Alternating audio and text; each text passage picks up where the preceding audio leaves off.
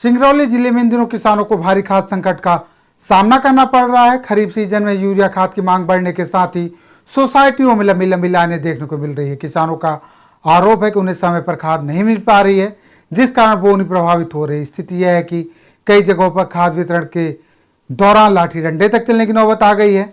ग्रामीण अंचलों के किसान रात 2 बजे से ही सोसाइटी पहुंचकर लाइन में लग रहे हैं, लेकिन घंटों इंतजार के बाद भी खाली हाथ लौट रहे हैं। किसानों का कहना है कि यदि समय पर खाद उपलब्ध नहीं हुआ तो फसल की उत्पादकता पर गहरा असर पड़ेगा। इस बीच जिले के कलेक्टर चंद्रशेखर शुक्ला का कहना है कि सिंगरौली में पर्याप्त मात्रा में खाद उपलब्ध है। जहां कहीं कमी की शिकायत मिलेगी वहां तत्काल आपूर्ति कराई जाएगी। उन्होंने किसानों से अपील की है कि वे घबराएं नहीं। हालांकि किसानों में सवाल यह भी उठ रहा है कि जब खाद पर्याप्त मात्रा में तो फिर महामारी की स्थिति क्यों बनी हुई है। बताया जा रहा है कि बरगौर और दुधमनिया की सहकारी समितियों में आई यूरिया की खेप सीधे दुकानदारों तक पहुंचाई जा रही है। आरोप है कि खुले बाजार में यही खाद 15 रुपये प्रति किलो के हिसाब से बेची जा रही है। इस संभावित कालाबाजारी के कारण वास्तविक किसानों को खाद की भारी किल्लत का सामना करना पड़ रहा है। किसान संगठनों ने मांग की है कि प्रशासन तत्काल छापामार कार्रवाई कर खाद वितरण प्रणाली की जांच करे, ताकि कालाबाजारी पर रोक लग सके और किसानों को समय पर उर्वरक उपलब्ध कराया जा सके।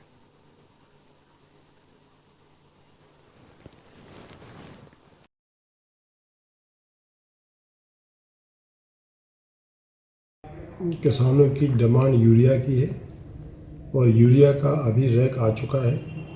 सभी 39 सोसाइटियों में खाद उपलब्ध है। इसके अलावा मार्कफेड के जो 2 गोदाम हैं हमारे, एक कचनी बेड़न में है, एक देवसल में है, वहाँ पर भी पर्याप्त खाद उपलब्ध है।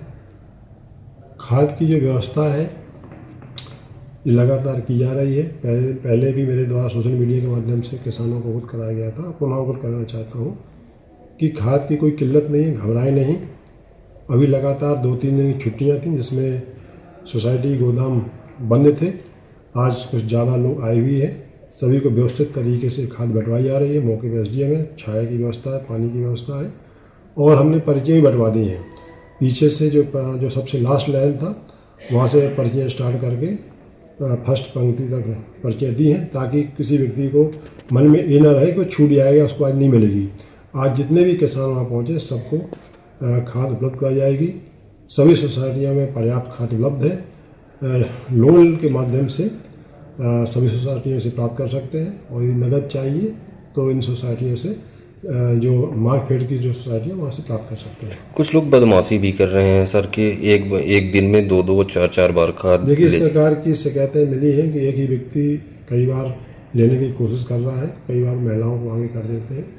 तो इससे निपटने के लिए CCTV कैमरे भी लगाए जा रहे हैं, ताकि किसी प्रकार की कालाबाजारी ना हो, किसी प्रकार की गड़बड़ी ना हो। तो ये व्यवस्था भी हम लोग